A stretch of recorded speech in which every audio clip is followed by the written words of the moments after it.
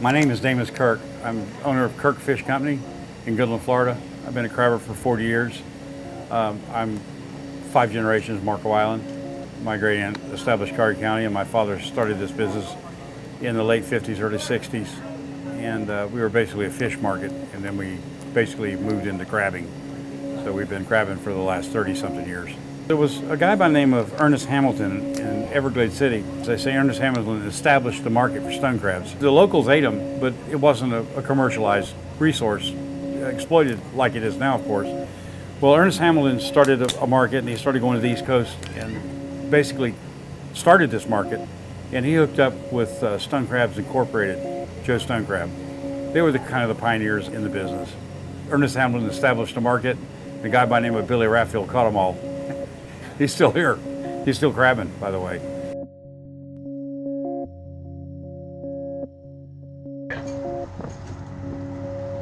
Yep, it's starting to go out.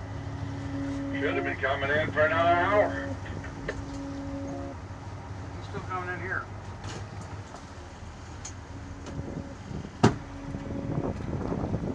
Yeah, I got a mile to go here. The catch per unit, the CPU, is basically changed. We're putting more effort for less poundage. We're catching the same amount of crabs. We're just putting more effort into doing them. Pressure on them is greater now since the net ban, because a lot of the guys that were in the net fishing industry all went to the stone crab.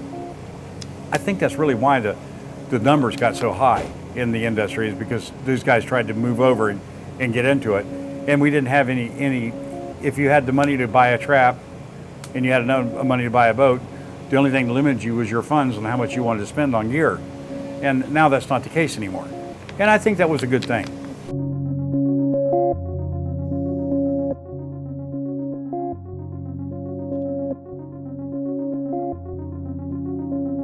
I am a 5th generation fishing family descendant here, and my mom and dad and I run Kirk Fish Company together. I grew up on this dock right here. I was born here in Goodland, and my dad's been a commercial stone crabber my whole life. My mom fell into it with him. She started running the retail here, and then we had several different retail markets in Naples over the past 20 years. I didn't want to do this. I was gone, I was out, I wanted to go be a doctor, and I guess it's one of those things where you have to get away to know what you're missing. So I came back and took on more responsibility and finally decided that this is what I want to do, this is where I want to be, and there's not many fishermen left, and I figure that even if I'm the last generation to carry the torch, then it'll be that much more product we're able to offer and that many more lives I'm able to impact with fresh seafood.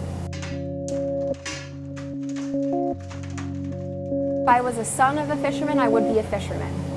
I think that because it is so physically demanding and because I get so terribly seasick, which is horrible, but I think I would have taken that over. And there wouldn't be a fish house for me to sell my product to. So someone has to take on that role, and someone has to be here for the fishermen, and I'm capable and I'm knowledgeable and I know what I'm doing, or at least I'm learning. I might not know all the answers yet, but someday I'll know most of them, and my mom's great in that. She's been around long enough that people know who she is in the business and in the industry, and she's sold all over the country. And she's been introducing me over the past 5 years to all of her contacts and saying, this is who's going to take it over, and slowly but surely it's all shifting over to me. I think that I'm very blessed and very fortunate to be where I'm at, because all of our fishermen and all of the fishermen that come and go through our facility know who I am and know that I'm a fisherman's daughter, and I'm not just another girl working in the retail, or I'm educated, I know what I'm talking about, I earned the respect, I worked for it. When I first started back, I was just Damas's daughter. I wasn't Kelly who runs the fish house, and now that's Kelly, she runs the fish house.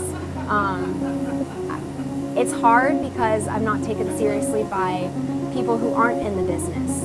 I think that, in the retail, an older gentleman will come in, someone who's maybe 70 or 80, and he doesn't realize that I am educated and I do know what I'm talking about, and I'm here to pass on that education to him and say, hey, this is why we do what we do, this is how you're getting the freshest seafood.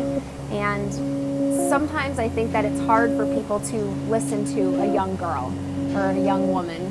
The more they talk to me, the more they figure out that I'm not just another young woman. I do know what I'm talking about, and I'm invested in it. We're gearing up to continue on for at least my generation. Who knows what will come after that, but I want to do it. I want to be here. We've got a really great group of fishermen that work for us and that are committed to staying here long term with me, and it's been discussed, and I don't plan on going anywhere.